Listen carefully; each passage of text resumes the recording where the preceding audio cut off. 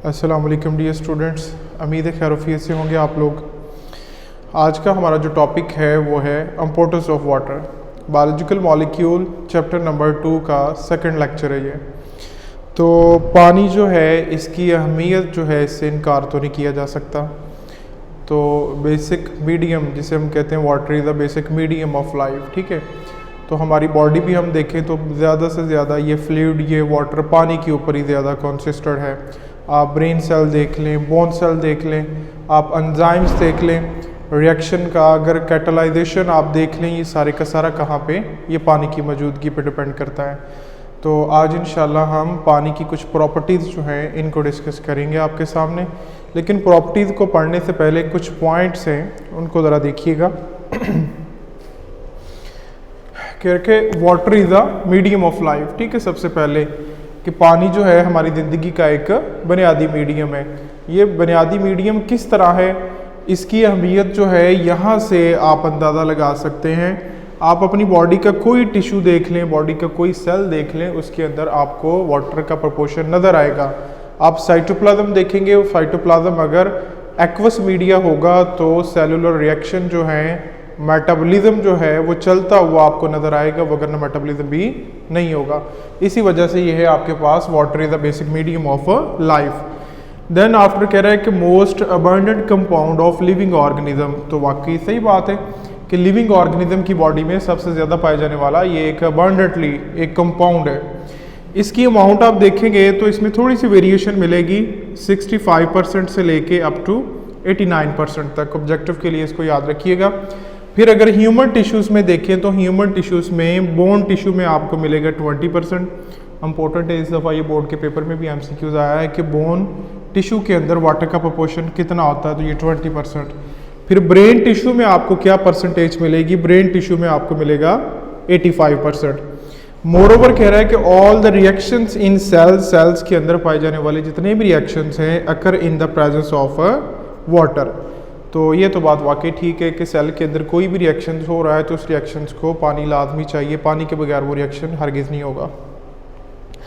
अच्छा, फिर उसके अलावा कह रहा है कि it take part in many biochemical reactions, ठीक है। यानी ये डायरेक्टली भी केमिकल रिएक्शंस में इन्वॉल्व हो रहा होता है, जैसे कि हाइड्रोलाइसिस ऑफ मॉलिक्यूल्स है। ये पिछले किसी लेक्चर में हमने पढ़ा था कि जितने भी हमारे पास बड़े बड़े मॉलिक्यूल्स होते हैं, जैसे कार्बोहाइड्रेट्स हो गया, प्रोटीन हो गया, आपको जब भी इनकी ब्रेक डाउन करनी पड़ेगी, इस प्रोसेस को हम कहते हैं कि हाइड्रोलाइसिस, पानी की मौजूदगी से मॉलिक्यूल्स को तोड़ना। जैसे आप प्रोटीन की एग्जांपल ही ले लें कि प्रोटीन में अमाइनो एसिड्स, ठीक है, बहुत सारे अमाइनो एसिड आपस में एक दूसरे के साथ पेप्टाइड बॉन्ड्स के थ्रू लिंक्ड होते हैं। तो इस पेप्टाइड बॉन्ड को तोड़ने के लिए भी हमें क्या चाहिए होता है, वाटर। तो पानी की मौजूदगी में मॉलिक्यूल्स को तोड़ना जो है वो क्या कहलाता है, हाइड्रोलाइसिस कहलाता है। Hydro mean water, lysis mean उसकी स्प्लिटिंग, उसकी ब्रेकडाउन, उसको तोड़ देना।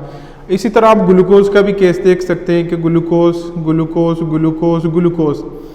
और ग्लूकोज के मॉलिक्यूल्स को भी आपस में तोड़ने के लिए पानी जो है बड़ा बेसिक रोल प्ले करता है। तो लिहाजा इसलिए ये बड़ा ज़रूरी है, it take part in many biochemical reactions. फिर उसके अलावा कह रहा है कि it is used as a raw material. अच्छा, ये रॉ मटेरियल के तौर पे भी, जिस तरह जैसे कि कह रहा है कि यानी फोटोसिंथेसिस की इक्वेशन आप देखें, फोटोसिंथेसिस में H2O+, CO2, सनलाइट, क्लोरोफिल और बनने वाली प्रोडक्ट आपकी C6H12O6। तो यानी ग्लूकोज को बनाने के लिए ये देखें, ये रॉ मटेरियल के तौर पे एक्ट कर रहा है। अच्छा जी, फिर उसके अलावा ये चंद एक बुनियादी ज़रूरी बातें थी। फिर हमारे पास इसकी प्रॉपर्टीज़ हैं। वाटर की सबसे पहली प्रॉपर्टी का नाम है कि सॉल्वेंट प्रॉपर्टी। सॉल्वेंट प्रॉपर्टी ज़रा इंपॉर्टेंट है, इसके अंदर आपको कुछ और भी यूनिक फीचर्स मिलेंगे। इसको मैंने कैटेगराइज किया आपकी आसानी के लिए कि पानी जो है ये एक्ट करता है लाइक अ सॉल्वेंट।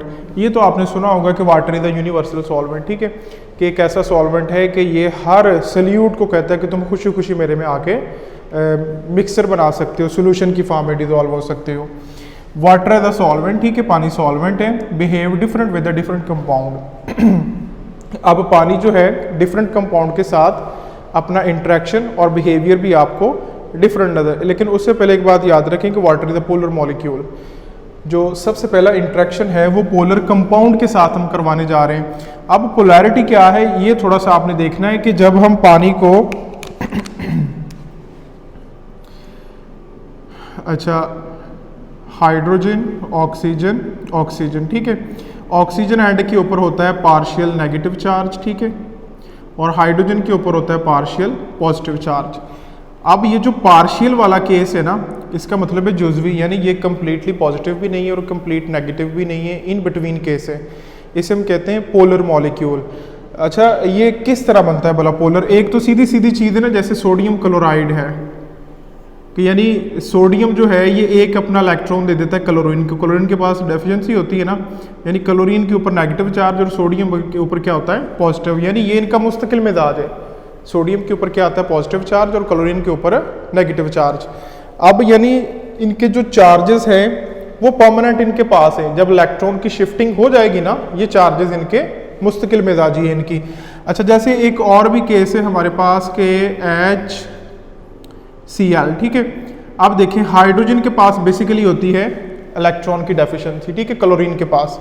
अब क्लोरीन के पास इलेक्ट्रॉन की डेफिशिएंसी होती है और हाइड्रोजन के पास जो है वो इलेक्ट्रॉन, अब ये क्या करेंगे जब कोवलेंट बॉन्ड बनाएंगे ना, ये जो इलेक्ट्रॉन का पेयर होगा ये कोशिश करेगा कि क्लोरीन एटम के ज़्यादा करीब रहेगा, ठीक है। और इस हालत में अब जो हाइड्रोजन है देखिए अपना इलेक्ट्रॉन क्लोरीन को देगा, लेकिन ज़रूरत पड़ने पे वापस भी ले सकता है, ज़रूरत पड़ने पे वापस भी ले सकता है। जैसे अब कहूँ कि हाइड्रोजन ने उसको इलेक्ट्रॉन दिया, इसके ऊपर क्या आ गया पार्शियल पॉजिटिव, और क्लोरीन ने उसको गेन किया, उसके ऊपर क्या आ गया पार्शियल नेगेटिव। तो इसका मतलब है कि कोई एक एलिमेंट जब किसी दूसरे एलिमेंट को अपना इलेक्ट्रॉन डोनेट करता है, मुकम्मल नहीं दे, पार्शली दे दे, फिर वापस भी ले ले, यानी अगर मैंने किसी को कोई चीज़ दी है यानी मैं अपनी मलकियत बरकरार रखूं और मैं फिर उससे वापस भी ले लूं, ये केस कहलाता है पार्शियल। अगर मैं किसी को कोई चीज़ दी है, लेट से कि मैंने उसे 1000 दिया है, मैं कहूँ कि ये लो ये तुम्हारा ही, अब जो भी है ईच एंड एवरीथिंग, वो पार्शियल पॉजिटिव या नेगेटिव केस होगा। लेकिन अगर मैं देने के बाद अपनी मलकियत बरकरार रखूं, जैसे कहूँ कि ये मार्कर ये लो ले लो आप, मैं मलकियत मेरी है, मैं वापस ले सकता हूँ, तो ये पार्शियल का थोड़ा सा सिनेरियो है। इसी वजह से हम कहते हैं कि water is the polar molecule, ठीक है। This is the simple and basic concept of the polarity. अच्छा पोलर कंपाउंड जो है ये तो हमें पता चल गया कि water is the polar compound. अब आपने एक सिनेरियो सुना होगा डिजॉल्व लाइक डिजॉल्व, कि जो एक जैसी चीज़ें होती हैं वो एक दूसरे के अंदर आसानी से मिक्स अप हो जाती हैं। अब पानी भी एक पोलर मॉलिक्यूल है और ऑलरेडी जो पोलर कंपाउंड्स होंगे इनका आपस में बड़ा स्ट्रॉन्ग इंटरेक्शन होगा, तो तभी उसने यहाँ पे लिखा है पोलर कंपाउंड में कह रहा है कि ड्यू टू इट्स पोलैरिटी, इसकी पोलैरिटी की वजह से water is the excellent solvent for polar compound, कि पानी की पोलैरिटी की वजह से पोलर कंपाउंड के लिए पानी एक बहुत अच्छा सॉल्वेंट है। अच्छा जी, फिर उसके बाद आयोनिक कंपाउंड्स के लिए अच्छा कह रहा है कि बड़ा सिंपली कि व्हेन डिजॉल्व इन वाटर, कि जब आप आयोनिक कंपाउंड्स को पानी में डालेंगे ना, they dissociate into positive and negative ion. अच्छा किस तरह? लेट्स से कि अगर आप सोडियम क्लोराइड को, ठीक है, सोडियम क्लोराइड को आपने पानी में डाला। अच्छा इसकी कोशिश क्या होगी कि सोडियम के ऊपर क्या चार्ज आएगा पॉजिटिव और क्लोरीन के ऊपर क्या आएगा नेगेटिव, ठीक है। अच्छा फिर इसी तरह जैसे मैंने कहा कि जो पार्शियल पॉजिटिव है वो क्लोरीन को अट्रैक्ट करेगा और जो पार्शियल नेगेटिव वो सोडियम को अट्रैक्ट करेगा अपनी तरफ। तो ये सिंपल है कि यानी जब आप आयोनिक कंपाउंड को डिसॉल्व करते हैं पानी के अंदर, वो बट जाते हैं किसमें, पॉजिटिव और नेगेटिव आयन के अंदर, डिसोसिएट हो जाएंगे बड़ा सिंपली। अच्छा फिर अगर नॉन आयोनिक सब्सटेंसेस की हम बात करें, इनके पास होता है हैविंग चार्ज ग्रुप या इनके सब्सटेंसेस। नॉन आयोनिक जो सब्सटेंसेस है ये हमेशा डिस्पर्स्ड होते हैं पानी के अंदर।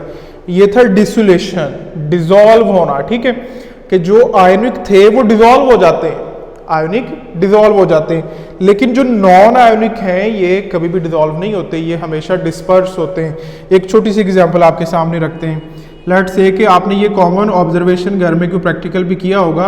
लेट्स से कि ये आपके पास पानी का गिलास है, अगर आप इस पानी के गिलास में आप डिस्प्रीन की गोली को ऐड करें, अब जो डिस्प्रीन की गोली के पार्टिकल्स हैं वो कभी भी डिजॉल्व नहीं होंगे इस पानी के अंदर, हमेशा डिस्पर्स होंगे और बाकायदा वो बिखरे हुए आपको नजर आएंगे।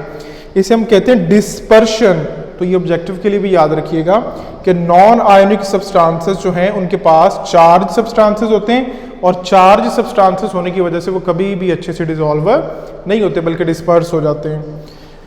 अच्छा, फिर जो फोर्थ इंटरेक्शन है हमारे पास वो है नॉन पोलर कंपाउंड्स। ठीक है, तो नॉन पोलर कंपाउंड जो है ये इनसॉल्युबल होते हैं वाटर के अंदर। ठीक है, इनकी सबसे बड़ी निशानी क्या है, क्योंकि पोलर तो ठीक है डिसॉल्व हो जाते हैं ना, लेकिन नॉन पोलर कभी भी डिसॉल्व नहीं होते, और फिर इसलिए इनसे हम क्या काम लेते हैं, maintain the membrane of the cells. ठीक है, आप सेल्स की मेम्ब्रेन देखेंगे उसमें भी आपको नॉन पोलर चीज़ें नजर आएंगी, जैसे आप लिपिड्स जो है उसका प्रोपोर्शन देखते हैं।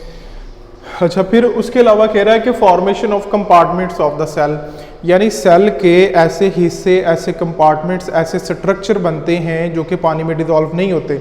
अब नेचर ने उनको नॉन पोलर क्यों रखा?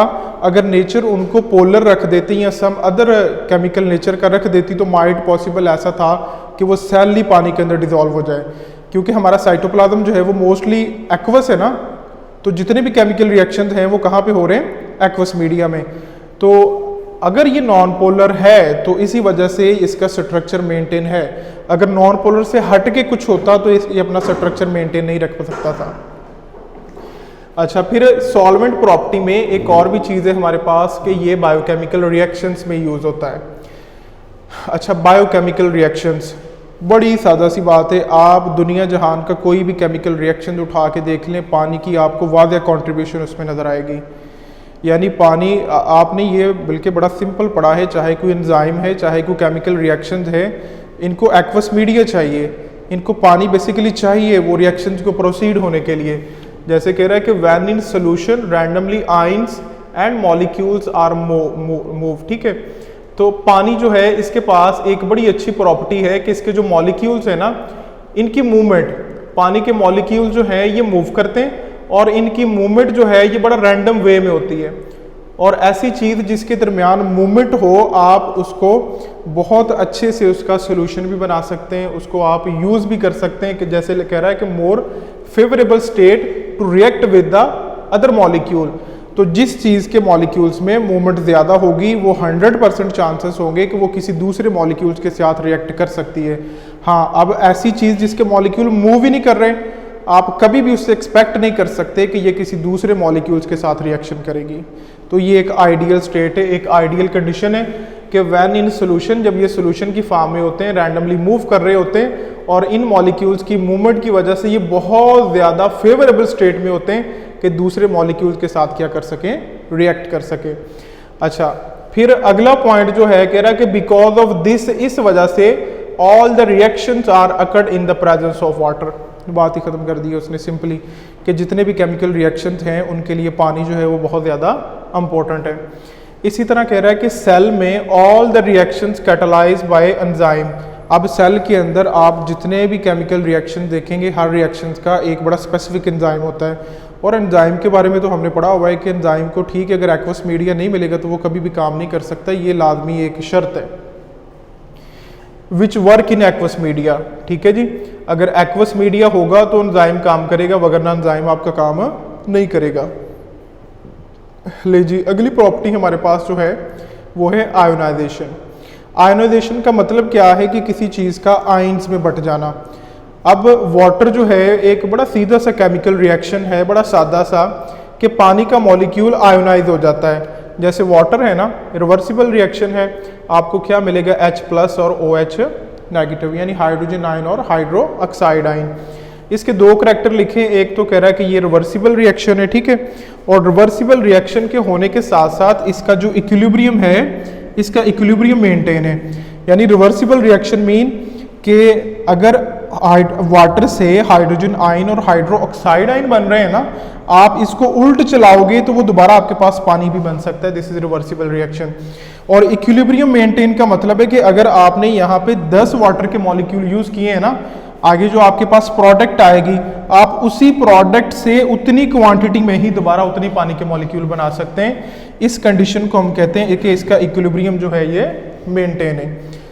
अच्छा, फिर लास्ट पे फाइनली उसने कहा है कि अगर आपके पास ये रूम टेम्परेचर हो, ठीक है, 25 डिग्री सेल्सियस, ये आपके पास रूम टेम्परेचर हो, इसमें अगर आपके पास 1 लीटर फ्रेश वाटर हो, बात को समझिएगा ज़रा, कि 1 लीटर फ्रेश वाटर हो, उसके अंदर आपको जो हाइड्रोजन आयन की कंसंट्रेशन नज़र आएगी वो होगी 10.-7 मोल्स पर लीटर। अच्छा, जो हाइड्रोजन आयन की होगी वही कंसंट्रेशन आपको OH नेगेटिव या हाइड्रो ऑक्साइड आयन की नज़र आएगी, क्योंकि अभी अभी हमने पढ़ा है कि इसका इक्विलिब्रियम क्या है, मेंटेन है। अच्छा, फिर उसके अलावा ये जो हाइड्रोजन और हाइड्रो ऑक्साइड आयन है, ये इनका अफेक्ट और they take part in many biochemical reactions, के सेल के अंदर बहुत सारे केमिकल रिएक्शंस होते हैं जिनमें ये डायरेक्टली इन्वॉल्व होते हैं। और डायरेक्टली इन्वॉल्व होने का मतलब है कि जैसा कि सेल के अंदर पीएच को मेंटेन करना, पीएच को मेंटेन करने के लिए हाइड्रोजन और हाइड्रोक्साइड आयन का बड़ा इंपॉर्टेंट रोल है। और भी उसके अलावा बहुत सारे केमिकल रिएक्शंस हैं जहाँ पे ये अपनी मेजर कंट्रीब्यूशन और अपना रोल प्ले करते हैं। तो ये था हमारा आज का टॉपिक। 2 प्रॉपर्टीज़ मैंने आपको पढ़ाई हैं, एक सॉल्वेंट प्रॉपर्टी आपको पढ़ाई है और एक आयोनाइजेशन पढ़ाई है, और कुछ प्रॉपर्टीज़ रह गई हैं वो इंशाल्लाह हम अगले लेक्चर में रखेंगे। अल्लाह हाफिज़।